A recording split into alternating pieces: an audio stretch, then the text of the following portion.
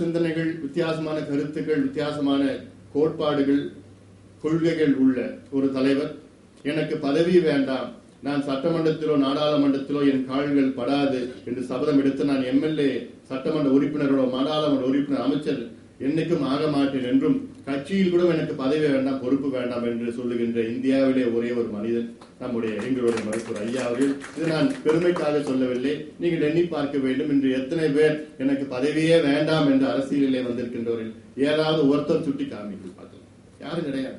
Cinema சார்ந்த செய்திகள் எதனா வந்தனா முதல் பக்கத்தில் அப்படி அரைகுறையா ஒரு பெண்ணை போட்டு அரைகுறையா ஆடைகள் போட்டு அது முதல் பக்கத்தில். அமெரிக்கால விருது வாங்கினா அதுல கடைசி பக்கத்தில் சின்னதா போடுவோம். அதெல்லாம் அதான் இன்னைக்கு ஒரு யதார்த்த நிலை. சொல்லுவாங்க எவ்வளவு விருதுகள் எவ்வளவு பாராட்டுகள் வாங்கியும் அதை தெரியல. அதாவது இப்பதான் எனக்கு கடந்த ஓராண்டு காலமாக நான் 5 ஆண்டு காலம் பணியாற்றினேன். இப்ப கடந்த ஓராண்டு காலம் தான் இதை பற்றி நான் வெளியிலே சொல்லிக் கொண்டிருக்கின்றேன். எனக்கு ஒரு சில சமயம் கூச்சமா இருக்கும். என்னடா நம்மளை பத்தி நம்ம சொல்றோமா அப்படி கூச்சமா இருக்கும். ஆனாலும் இது இன்றைய காலகட்டத்திலே இது நிச்சயமாக இந்த செய்திகள் போய் சேர வேண்டும். ஏன்னா நாங்க விளம்பரத்துக்காக நாங்க என்னையும் அரசியல் நடத்துவது கிடையாது. எல்லாம் நாங்களும் ஐயா அவர்களும். அதனால இதெல்லாம் எதுக்கு நான் சொல்றேன், ஐயா இந்த வரதட்சணை பற்றி சொல்லுவார், கேட்பாங்க, யதார்த்தமா பேசுவார், மேடைகள்ல பேசுவார், பெண்களை வர வைத்து பேசுவார். சொல்லுவார், மாப்பிள்ளை வீட்டுல என்ன போடுவீங்கன்னு கேட்பாங்கன்னா, வரதட்சணை என்ன போடுவீங்கன்னு கேட்டாங்கன்னா, ஒரு பெரிய பாறாங்கல் எடுத்து தலையில தூக்கி போடுவேன் அப்படின்னு சொல்லணும். அப்படி இதை யதார்த்தமா அந்த உணர்வுகள் இங்க நம்மளுடைய ஜெயபாஸ்கர் இருக்கிறது. அந்த குசும்புன்னு சொல்லுவாங்களே இயல்பா, அந்த ஒரு கோபமா இருப்பாரு. அதே நேரத்துல ஒரு கேலியாக சட்டேரிக்கலா இருக்கும் இந்த கவிதைகள் எல்லாம் இருக்கிறது. எல்லாம் ஏன் மது ஒழிக்கணும், ஏன் தமிழ்நாட்டுக்கு வருமானம் வருது. இன்னைக்கு தமிழக அரசுக்கு வருமானம் 15,000 கோடி ரூபாய். 15 ஆண்டுகளுக்கு முன்பு தமிழக அரசுக்கு வருமானம் 1,400 கோடி ரூபாய். இன்னைக்கு 15,000 கோடி ரூபாய். நினைத்து பாருங்கள், 15,000 கோடி ரூபாய்க்கு நம்ம பிள்ளைங்க எல்லாம் குடிச்சிட்டு இருக்கோம்.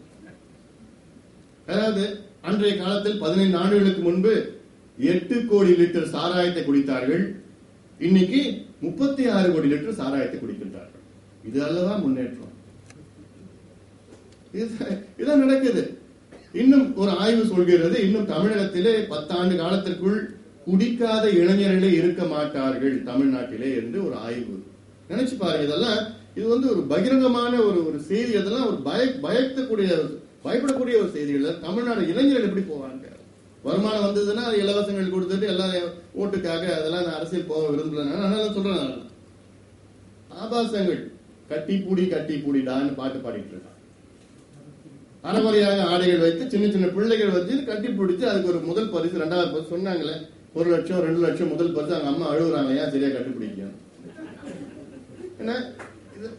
இதெல்லாம் அந்த கலாச்சாரம், இதெல்லாம் நம்முடைய மாறிட்டு இருக்கிறதெல்லாம், இதெல்லாம் மாற்ற வேண்டும். இதெல்லாம் நம்ம வெறும் பேச்சுக்கு சொல்ல. இந்த மக்கள் தொலைக்காட்சியும் தமிழ் ஓசை என்ற நாளேடு வந்த பிறகுதான் யதார்த்த வார்த்தைகள், தமிழ் உண்மையான தமிழ் வார்த்தைகள் முழுமையில இன்னைக்கு பேசிட்டு இருக்காங்க.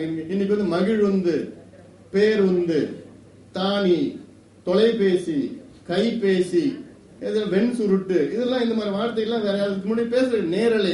தொலைக்காட்சியில இதுக்கு முன்னாடி லைவ் டெலிகாஸ்ட் போடும். இன்னைக்கு பார்த்தா எல்லாம் மக்கள் தொலைக்காட்சி நேரலை போட்ட பிறகு எல்லாம் நேரலையும் போட்டு இருக்காங்க. இது மாற்றத்தை உருவாக்க வேண்டும். இதை சும்மா சொல்லிட்டா போதும், வசனம் பேசி கதை எழுதி வசனம் பேசினா மக்களை நம்பிடுறான். அதெல்லாம் நாங்க அதுல போராடி மக்களுக்காக போராடி கொஞ்ச நாள் ஆகும். மத்தவங்க எல்லாம் சொல்றது, மத்தவங்க எல்லாம் லிப்ட்ல போயிட்டு இருக்கான் மாடிக்கு, நாங்க படிக்கட்டுல ஏறி போயிட்டு இருக்கோம்.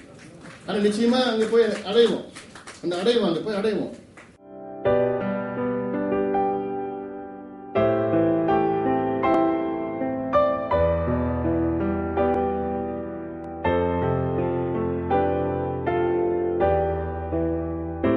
இந்த நிகழ்ச்சியில் இடம்பெற்ற பகுதிகள் அனைத்தும் உங்களுக்கு பயனுள்ளதாக இருந்திருக்கும்.